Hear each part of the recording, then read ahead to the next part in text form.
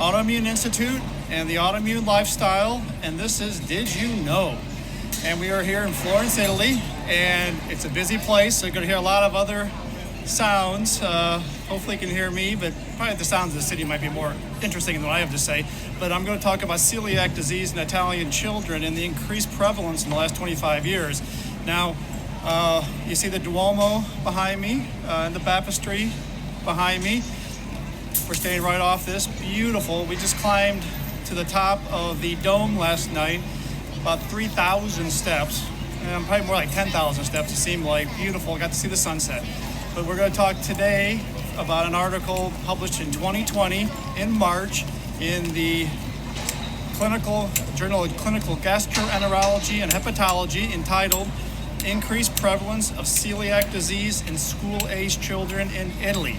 Now, back in the early 90s, a little less than 1 in 100 school-aged children had celiac disease in Italy, 0.9 children out of 100, but now 25 years later, 1.6, so almost double, about 80% increase in the incidence of celiac disease in school-aged children in Italy in 2.5 decades. That's crazy. Now, one thing I thought was even more crazy was that 43% of Italian children have the genetic markers for celiac disease, the HLA-DQ2 or the HLA-DQ8. So 43% of all the children, that's thousands of children around Verona, have the gene that if it gets flipped on will turn to celiac disease. Thus, probably it's not so much more kids have the genes for celiac. I think it's more get turned on. And when you listen to all our videos, read the blogs, you're going to know why more people get autoimmune disease now than they used to. It's not so much the genes can change this rapidly, it's the environment and other things that flip on the genes for celiac disease, for example.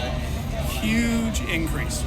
Thus, the push for a lot of gluten-free in Italy, but also the same things happening all over, because really the numbers do not vary a great deal in the developed countries, whether it's Italy, United States, rest of Europe, and all this.